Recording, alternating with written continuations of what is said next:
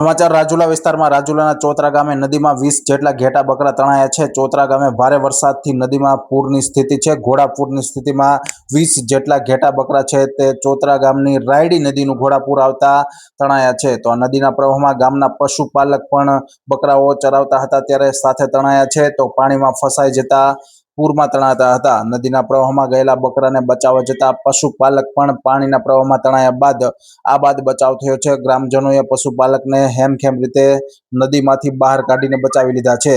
તો પ્રથમ વરસાદે જ રાયડી નદીમાં ઘોડાપૂરની સ્થિતિ જોવા મળી છે। તો ઘોડાપૂરમાં 20 જેટલા બકરાઓ તણાઈ જતા હાલ તો પશુપાલકનો બાદ બચાવ થયો છે। અને હાલ અતિ ભારે વરસાદના કારણે ચોતરા ગામની અંદર રાયડી નદીની અંદર દેવપૂજક સમાજના બકરા તણાયેલા છે। અને અવિરત વરસાદના કારણે બકરા બસાવવા જતાં ભાઈ પોતે પણ તણાઈ જતાં 200-250 મીટરથી દૂરથી પોતે નીકળી ગયેલ છે બહાર, હેમખેમ પાછા આવી ગયેલ છે। અને એના બકરા 20થી 25 જેટલા બકરાઓ નદીના પટની અંદર તણાઈ ગયેલા છે।